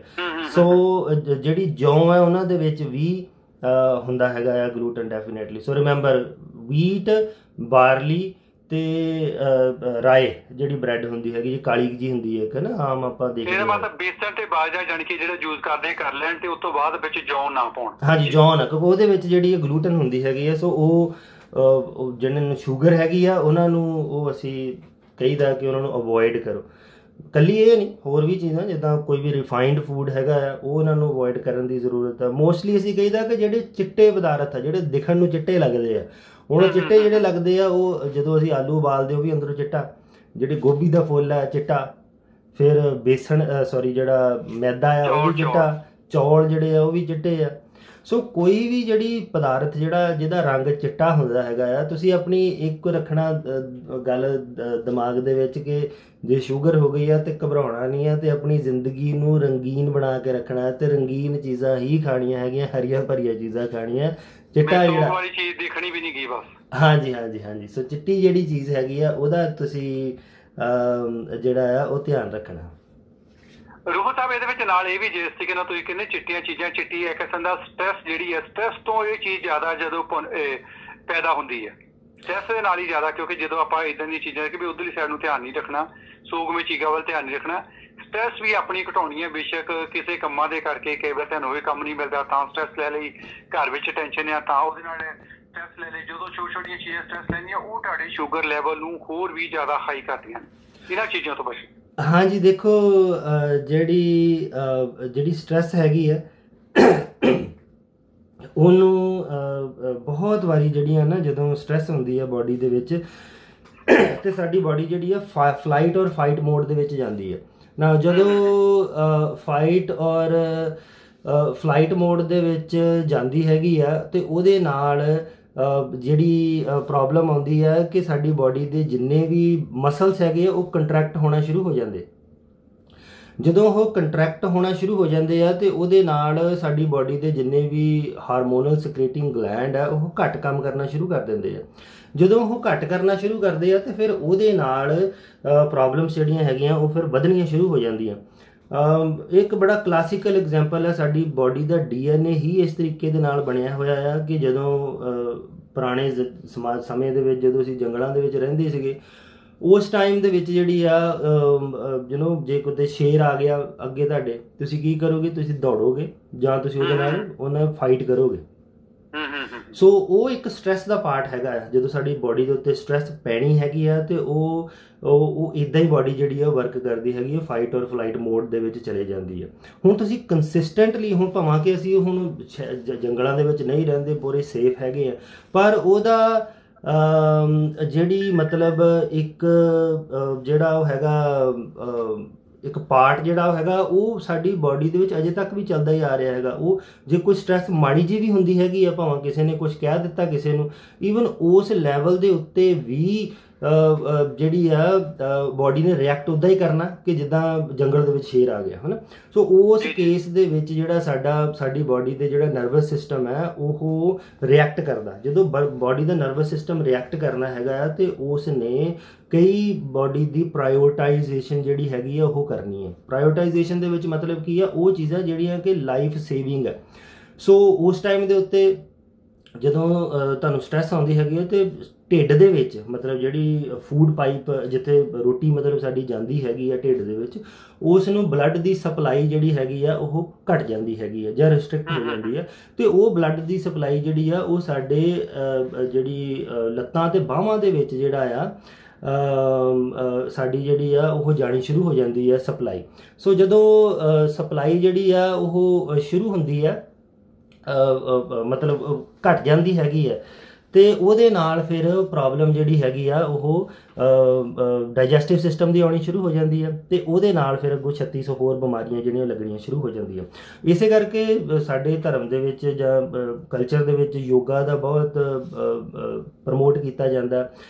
ਮਤਲਬ ਕਈ ਤਰ੍ਹਾਂ ਦੀਆਂ ਚੀਜ਼ਾਂ ਜਿਹੜੀਆਂ ਹੈਗੀਆਂ ਜਿਨ੍ਹਾਂ ਦਾ ਮਕਸਦ ਇਹ ਹੈਗਾ ਆ ਕਿ ਬੋਡੀ ਨੂੰ ਅੰਦਰੋਂ ਸ਼ਾਂਤ ਰੱਖਣਾ। ਜੇ ਅਸੀਂ ਅੰਦਰੋਂ ਸ਼ਾਂਤ ਰੱਖਦੇ ਹਾਂ ਤਾਂ ਸਾਡੇ ਬਲੱਡ ਦੀ ਸਪਲਾਈ ਜਿਹੜੀ ਹੈਗੀ ਆ ਉਹ ਸਾਡੇ ਆਰਗਨਸ ਤੱਕ ਪਹੁੰਚਦੀ ਹੈ ਤੇ ਉਹਦੇ ਨਾਲ ਫਿਰ ਉਹ ਸਾਡੀ ਜਿਹੜੀ ਬੋਡੀ ਹੈਗੀ ਉਹ ਪ੍ਰੋਪਰ ਵਰਕ ਜਿਹੜਾ ਆ ਉਹ ਕਰਨਾ ਸ਼ੁਰੂ ਕਰ ਦਿੰਦੀ ਜਾਂ ਕਰਦੀ ਰਹਿੰਦੀ ਹੈ। ਇਸੇ ਕਰਕੇ ਜਦੋਂ ਬਹੁਤ ਚੀਜ਼ਾਂ ਅੱਜ ਕੱਲ੍ਹ ਦੇ ਜ਼ਮਾਨੇ 'ਚ ਬਹੁਤ ਚੀਜ਼ਾਂ ਜਿਹੜੀਆਂ ਕਿ ਸਟ੍ਰੈਸ ਦੀ ਵਜ੍ਹਾ ਦੇ ਕਰਕੇ ਜਿਹੜੀਆਂ ਉਹ ਹੋਈਆਂ ਹੁੰਦੀਆਂ। ਸੋ ਇਸ ਕਰਕੇ ਜਿਹੜਾ ਆ ਸਟ੍ਰੈਸ ਜਿਹੜੀ ਆ ਉਹਦੇ ਨਾਲ ਸਾਨੂੰ ਸਾਰਿਆਂ ਨੂੰ ਹੀ ਆਈ ਥਿੰਕ ਕਿਸੇ ਨਾ ਕਿਸੇ ਤਰੀਕੇ ਡੀਲ ਕਰਨ ਦੀ ਜਿਹੜੀ ਆ ਕੋਸ਼ਿਸ਼ ਕਰਨੀ ਚਾਹੀਦੀ ਹੈ। ਆਪਾਂ ਇਹ ਨਹੀਂ ਕਹਿ ਸਕਦੇ ਕਿ ਸਟ੍ਰੈਸ ਅਸੀਂ ਲੈਣੀ ਹੈ ਨਹੀਂ ਜਾਂ ਅਸੀਂ ਲੈ ਹੀ ਨਹੀਂ ਸਕਦੇ। ਮੈਟਰ ਆਫ ਫੈਕਟ ਸਾਡੀ ਜਿੰਨੀ ਵੀ ਬੋਡੀ ਹੈਗੀ ਆ, ਤੁਹਾਡੇ ਕਹਿਣ ਦਾ ਮਤਲਬ ਕਦੇ ਕਦੇ ਸ਼ੇਰ ਨੂੰ ਡਰਾਉਣਾ ਹੀ ਪੈਂਦਾ, ਭਜਾਉਣਾ ਹੀ ਪੈਂਦਾ, ਉਹ ਡਰਨਾ ਥੋੜਾ ਵਾਲਾ ਕਈ ਵਾਰ ਭੱਜ ਵੀ ਜਾਂਦਾ ਤੇ ਜੇ ਕਿਤੇ ਜ਼ਿਆਦਾ ਹੀ ਖਤਰਨਾਕ ਤੇ ਅੱਗੇ ਫਿਰ ਆਪ ਭੱਜ ਤੁਰੋ। ਹਾਂ ਦੇਖੋ ਸਾਡੀ ਪੂਰੀ ਬੋਡੀ ਇਸੇ ਤਰੀਕੇ ਨਾਲ ਵਰਕ ਕਰਦੀ। ਜਿਹੜਾ ਸਾਡਾ ਇਮਿਊਨ ਸਿਸਟਮ ਹੈ ਉਹ ਡਿਵੈਲਪ ਹੀ ਇਸ ਲੈਵਲ ਦੇ ਉੱਤੇ ਹੀ ਹੋਇਆ ਹੈ ਕਿ ਉੱਤੇ ਸਟ੍ਰੈਸ ਪੈਣੀ ਹੈ ਤੇ ਤਾਂ ਹੀ ਵਾਈਟ ਬਲੱਡ ਸੈੱਲ ਜਿਹੜੇ ਹੈਗੇ ਉਹ ਵਧਣੇ, ਹੈ ਨਾ। ਜਿੱਦਾਂ ਆਪਣੇ ਇਮਿਊਨ ਸਿਸਟਮ ਦੇ ਵਿੱਚ ਵਾਈਟ ਬਲੱਡ ਸੈੱਲਸ ਹੈਗੇ ਆ, ਕਈ ਤਰ੍ਹਾਂ ਦੇ ਹੋਰ ਸੈੱਲ ਹੈਗੇ ਆ ਜਿਹੜੇ ਕਿ ਵਰਕ ਹੀ ਉਦੋਂ ਕਰਦੇ ਹੈਗੇ ਜਦੋਂ ਉਹਨਾਂ 'ਤੇ ਸਟ੍ਰੈਸ ਪੈਂਦੀ ਹੈ। ਸਟ੍ਰੈਸ ਪੈਂਦੀ ਮਤਲਬ ਬੋਡੀ ਦੇ ਉੱਤੇ ਇਨਫੈਕਸ਼ਨ ਨੇ ਹਮਲਾ ਕਰ ਦਿੱਤਾ ਕਿਸੇ ਚੀਜ਼ ਨੇ ਤੇ ਹੁਣ ਉਹ ਬੋਡੀ ਜਿਹੜੀ ਉਹਨੂੰ ਰਿਸਪੌਂਸ ਦੇ ਰਹੀ ਹੈਗੀ ਆ ਕਿ ਉਹ ਹਮਲੇ ਨੂੰ ਠੀਕ ਕਿੱਦਾਂ ਕਰਨਾ ਜਾਂ ਇਨਫੈਕਸ਼ਨ ਨੂੰ ਉਹਨੂੰ ਭਜਾਉਣਾ ਕਿੱਦਾਂ ਜਾਂ ਆਪਣੇ ਬੈਕਟੀਰੀਅਲ ਜਾਂ ਵਾਇਰਸ ਜਿਹੜਾ ਆ ਉਸ ਨੂੰ ਖਤਮ ਕਿੱਦਾਂ ਕਰਨਾ। ਸੋ ਤੇ ਉਸ ਰੂਬਲ ਸਾਹਿਬ ਦੇ ਨਾਲ ਗੱਲ ਕਰਦੇ ਕਰਦੇ ਸਾਨੂੰ ਟੈਕਸਟ ਸੱਜਣ ਨੇ ਆ ਵੀ ਤੁਸੀਂ ਕਹਿੰਦੇ ਵੀ ਡਾਕਟਰ ਸਾਹਿਬ ਤੋਂ ਇਹ ਪਤਾ ਕਰੋ ਵੀ ਬਲੱਡ ਗਰੁੱਪ A ਪੋਜ਼ਿਟਿਵ ਹੁੰਦਾ, B ਹੁੰਦਾ, ਜਾਂ ਵੱਖਰੇ ਵੱਖਰੇ ਤਰੀਕੇ ਦੱਸੇ ਵੀ ਇਹਨਾਂ ਵਿੱਚੋਂ ਸਾਰਿਆਂ ਵਿੱਚੋਂ ਬਲੱਡ ਆਮ ਕਾਮਨ ਕਿਹੜਾ ਹੁੰਦਾ ਤੇ ਵਧੀਆ ਕਿਹੜਾ ਹੁੰਦਾ ਜਿਹੜਾ ਆਸਾਨੀ ਨਾਲ ਮਿਲ ਸਕਦਾ ਦਿਸ ਐਂਡ ਦੈਟ, ਉਹਦੀ ਗੱਲ ਕਰਿਓ। ਤੇ ਦੂਜਾ ਕੁਐਸਚਨ ਇੱਕ ਗਾਊਟ ਵਾਸਤੇ ਆਇਆ ਵੀ ਗਾਊਟ ਜਿਹੜਾ ਖਾਸ ਕਰਕੇ ਪੈਰਾਂ ਵਿੱਚ ਗੂਠੇ ਦੇ ਕੋਲ ਹੋਇਆ ਹੈ, ਕਾਫੀ 50 ਸਾਲ ਦੀ ਉਮਰ ਦੱਸੀ ਹੈ ਬੰਦੇ ਨੇ ਆਪਣੀ, ਉਹਦੀ ਥੋੜ੍ਹੀ ਦੱਸੋ ਵੀ ਬਾਰ 6 ਮਹੀਨਿਆਂ ਬਾਅਦ ਹੋ ਜਾਂਦਾ। ਲੇਕਿਨ ਇੱਕ ਕਮਰਸ਼ੀਅਲ ਬ੍ਰੇਕ ਤੋਂ ਬਾਅਦ ਆਪਾਂ ਇਹਨਾਂ ਸਾਰੇ ਸਵਾਲਾਂ ਦੇ ਜਵਾਬ ਲੱਭਦੇ ਤੁਹਾਡੇ ਕੋਲ। 905 874 3333 905 874 3333।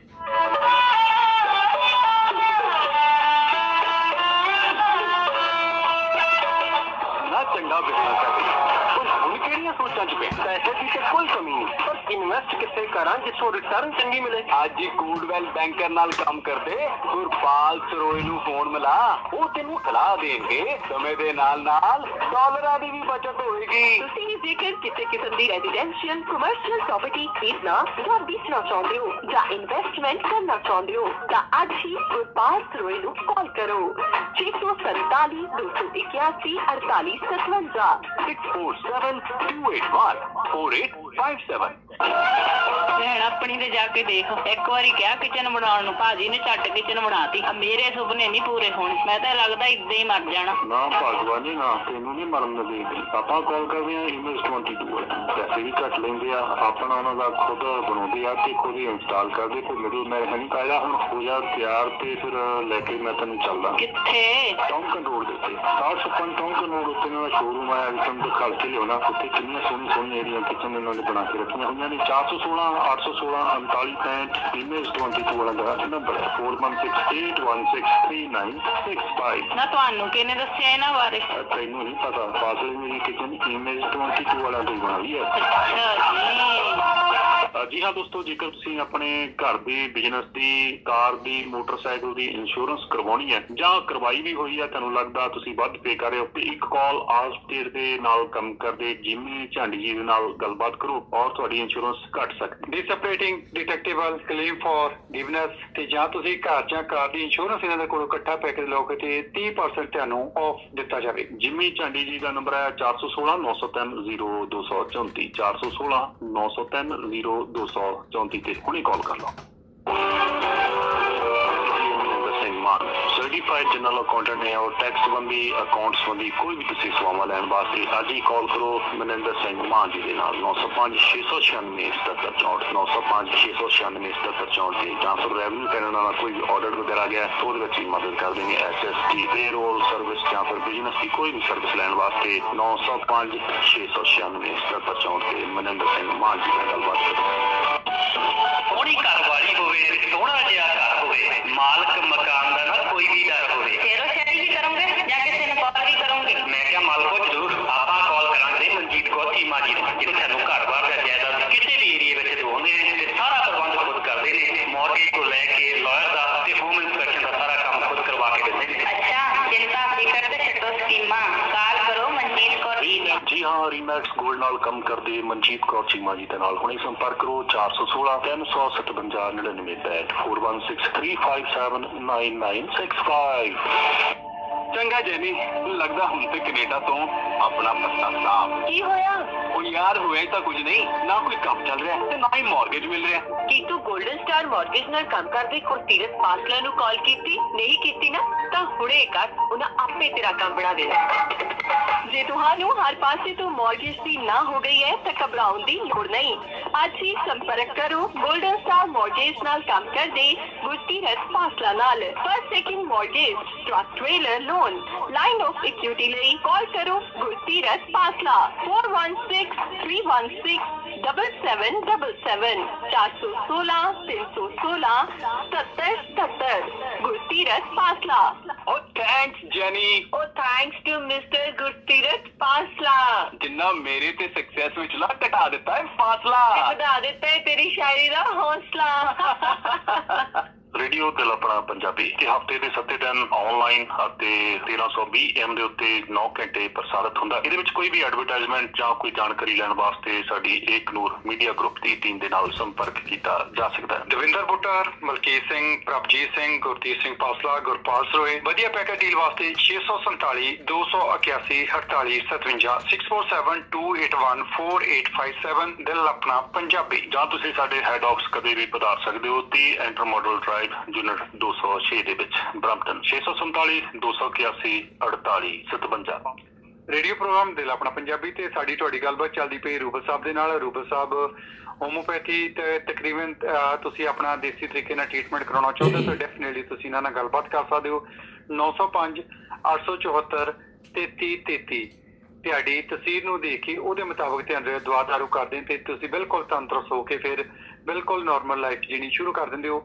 ਤੇ ਰੂਬਲ ਸਾਹਿਬ ਜਿਹੜੇ 2 ਕੁਐਸਚਨ ਸੀ ਪਹਿਲਾਂ ਉਹਨਾਂ ਦਾ ਆਪਾਂ ਜਵਾਬ ਦੇ ਲਈ ਬਲੱਡ ਗਰੁੱਪ ਕਿਹੜਾ ਚੰਗਾ ਹੁੰਦਾ, ਕਿਹੜਾ ਮਾੜਾ ਹੁੰਦਾ ਤੇ ਕਿਹੜਾ ਆਸਾਨੀ ਨਾਲ ਮਿਲ ਜਾਂਦਾ, ਤੇ ਦੂਜਾ ਗਾਊਟ 50 ਸਾਲ ਦੀ ਉਮਰ ਦੇ ਮੇਲ ਜੀ। ਹਾਂ ਦੇਖੋ ਜਿਹੜੇ ਬਲੱਡ ਗਰੁੱਪ ਹੈਗੇ ਆ ਨਾ ਇਹੋ A ਹੈ, AB ਹੈ, AB ਜਿਹੜਾ ਹੈਗਾ ਉਹ ਐਕਚੁਅਲੀ ਸਭ ਤੋਂ ਖਰਾਬ ਹੁੰਦਾ ਨੈਗੇਟਿਵ। AB ਨੈਗੇਟਿਵ ਜਿਹੜਾ ਬੈਸਟ ਹੈਗਾ ਉਹ ਹੈਗਾ ਆ ਉਹ ਨੈਗੇਟਿਵ ਤੇ ਉਹ ਪੋਜ਼ਿਟਿਵ ਜਿਹੜਾ ਹੈਗਾ ਉਹ ਕਿਸੇ ਦਾ ਵੀ ਬਲੱਡ ਜਿਹੜਾ ਉਹ ਰਿਸੀਵ ਕਰ ਸਕਦੇ ਆ ਤੇ ਕਿਸੇ ਨੂੰ ਵੀ ਦੇ ਸਕਦੇ ਹੈਗੇ ਆ। ਸੋ ਬੈਸਟ ਜਿਹੜਾ ਉਹ ਹੈਗਾ ਨੈਗੇਟਿਵ ਜਾਂ ਪੋਜ਼ਿਟਿਵ। ਜਿਹੜੀ ਇਹਦੇ ਚ ਹੋਰ ਵੀ ਐਕਚੁਅਲੀ ਜਿਹੜੇ ਗੁਰਪਾਲ ਜੀ ਸਾਇੰਟੀਫਿਕਲੀ ਤਰੀਕੇ ਦੇ ਨਾਲ ਇਹ 3 ਹੀ ਚੀਜ਼ਾਂ ਹੈਗੀਆਂ ਮਤਲਬ A ਹੈ, A negative positive, B negative positive, O negative positive. ਇਹਨਾਂ ਦੇ ਇਨ ਬਿਟਵੀਨ ਵੀ ਐਕਚੁਅਲੀ ਹੁੰਦੀਆਂ ਹੈਗੀਆਂ ਚੀਜ਼ਾਂ।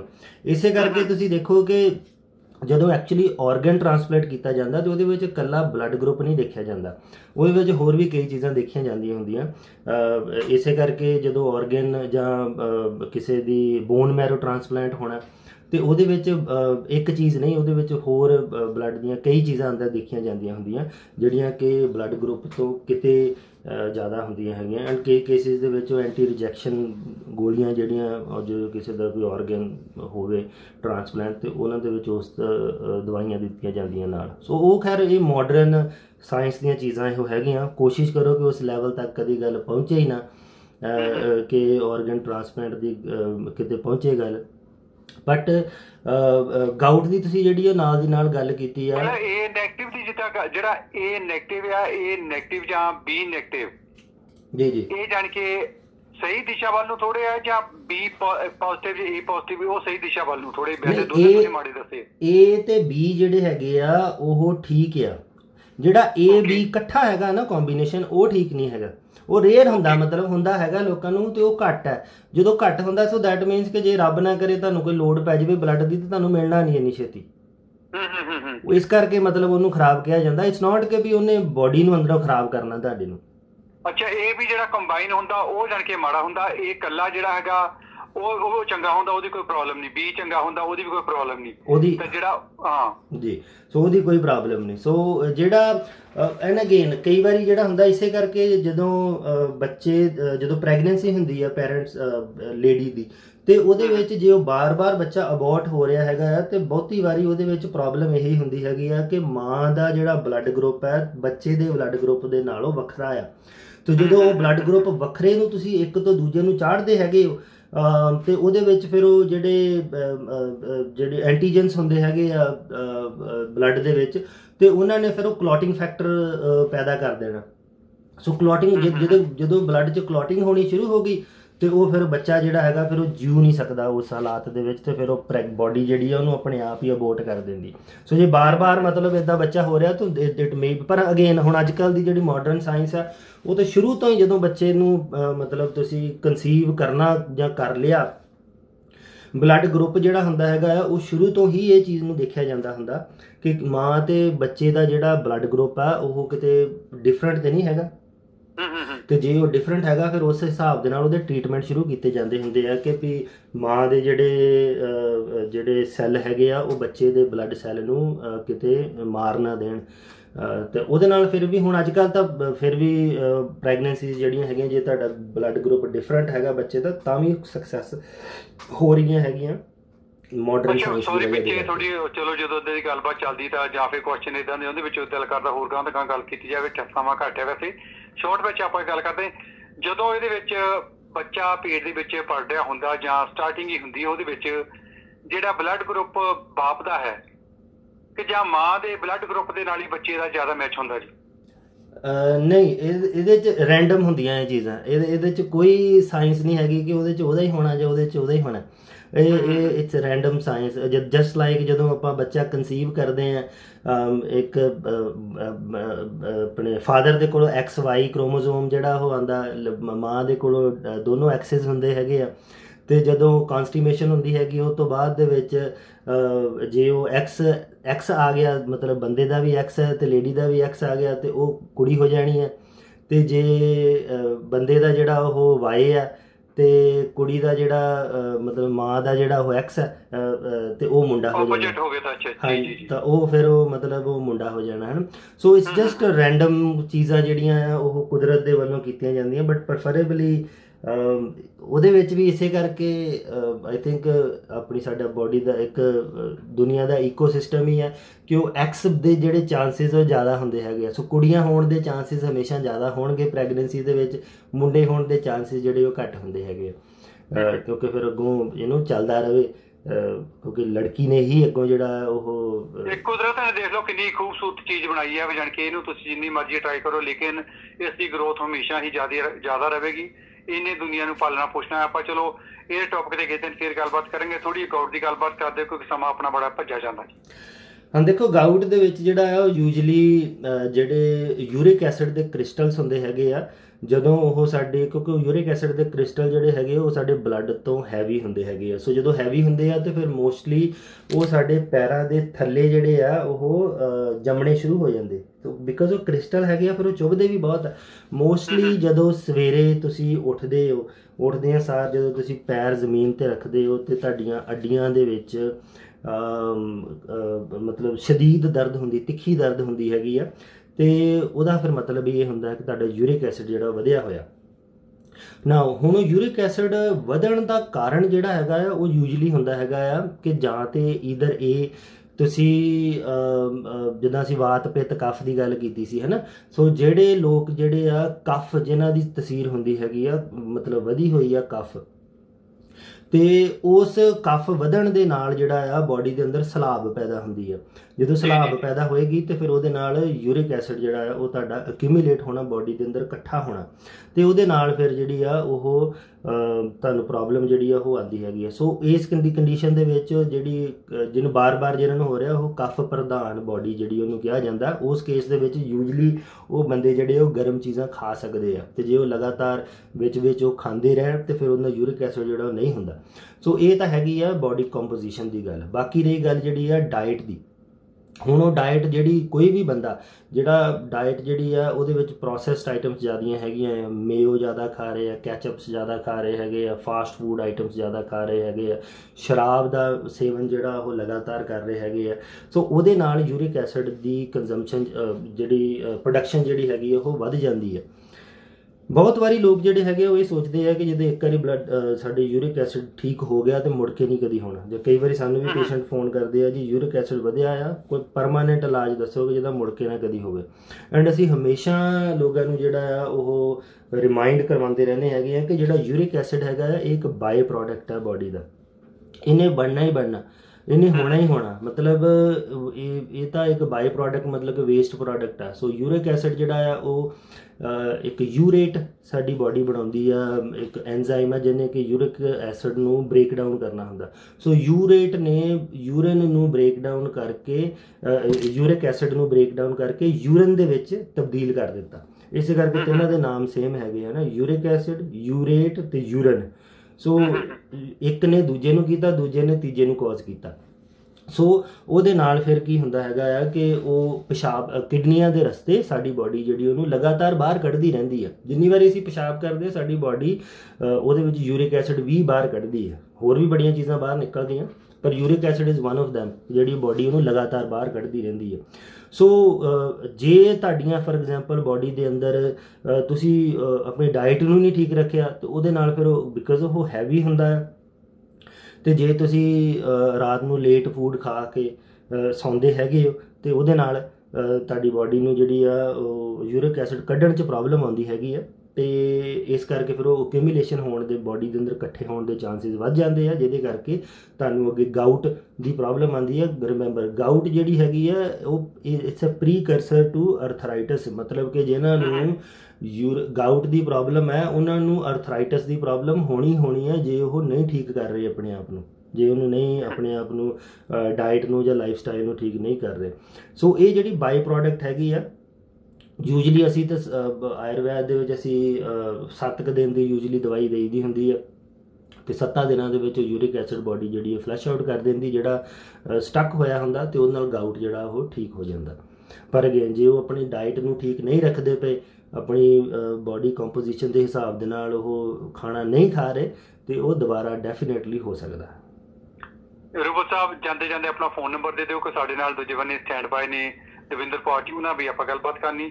ਹਾਂਜੀ, ਇੱਕ ਵਾਰ ਦੱਸ ਦਿਓ, ਅਗਲੇ ਹਫਤੇ ਫਿਰ ਗੱਲ ਕਰਾਂਗੇ। ਜੀ ਬਿਲਕੁਲ ਗੁਰਪਾਲ ਜੀ, ਜੇ ਕਿਸੇ ਨੇ ਵੀ ਸਾਨੂੰ ਫੋਨ ਦੇ ਉੱਤੇ ਜਿਹੜੀ ਕੰਸਲਟੇਸ਼ਨ ਕਰਨੀ ਹੈਗੀ ਆ, ਤੁਸੀਂ 905 874 3333 ਦੇ ਉੱਤੇ ਆ ਸਕਦੇ ਹੋ। ਕੋਵਿਡ ਦੀ ਵਜ੍ਹਾ ਦੇ ਕਰਕੇ ਸਾਡੇ ਕਲੀਨਿਕਸ ਰਿਸਟ੍ਰਿਕਟ ਹੈਗੇ ਆ। ਹੁਣ ਆਈ ਥਿੰਕ ਅੱਜ ਤੋਂ ਗੁਰਪਾਲ ਜੀ ਮੈਨੂੰ ਲੱਗਦਾ ਫਿਰ ਲਾਕਡਾਊਨ ਜਿਹੜਾ ਉਹ ਸ਼ੁਰੂ ਹੋ ਰਿਹਾ।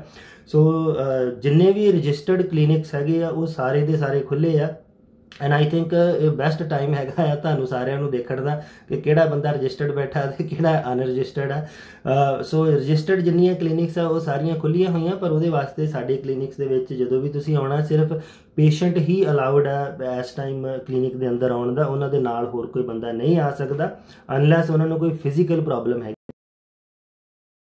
ਤੁਸੀਂ ਤੇ ਜੇ ਤੁਸੀਂ ਨਾਲ ਦੀ ਨਾਲ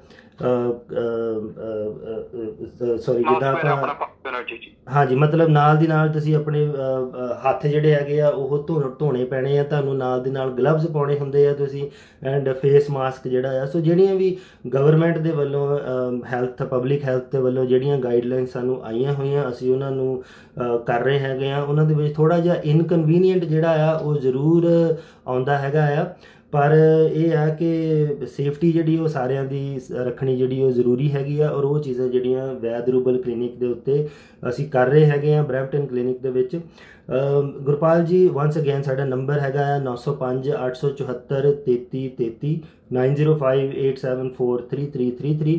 ਟਾਈਮ ਦੇਣ ਦਾ ਬਹੁਤ ਬਹੁਤ ਸ਼ੁਕਰੀਆ ਗੁਰਪਾਲ ਜੀ, ਔਰ ਸਾਡੇ ਜਿਹੜੇ ਸਰੋਤੇ ਆ ਜਿਹੜੇ ਸਾਡੇ ਪ੍ਰੋਗਰਾਮ ਸੁਣ ਰਹੇ ਆ, ਬਹੁਤ ਬਹੁਤ ਸ਼ੁਕਰੀਆ ਆਪਣੀ ਟਾਈਮ ਕੱਢ ਕੇ ਸਾਡਾ ਗੱਲਾਂ ਬਾਤਾਂ ਜਿਹੜੀਆਂ ਤੁਸੀਂ ਸੁਣ ਰਹੇ ਹੈਗੇ ਹੋ। ਜੇ ਕੋਈ ਵੀ ਅਗੇਨ ਕੋਈ ਪ੍ਰੋਬਲਮ ਆ ਰਹੀ ਆ ਤਾਂ ਜ਼ਰੂਰ ਸਾਨੂੰ ਸੇਵਾ ਦਾ ਮੌਕਾ ਦਿਓ। 905 874 3333। ਗੁਰਪਾਲ ਜੀ, ਅਗਲੇ ਵੀਕ ਵੀ ਗੱਲਾਂ ਬਾਤਾਂ ਦਾ ਸਿਲਸਿਲਾ ਅਸੀਂ ਇਸੇ ਤਰੀਕੇ ਦੇ ਨਾਲ ਹੀ ਜਾਰੀ ਰੱਖਾਂਗੇ। ਬਹੁਤ ਬਹੁਤ ਸ਼ੁਕਰੀਆ। ਸਤਿ ਸ਼੍ਰੀ ਅਕਾਲ ਜੀ। ਸਤਿ ਸ਼੍ਰੀ ਅਕਾਲ ਜੀ। ਇਹ ਸਨ ਰੂਬਲ ਸਾਹਿਬ।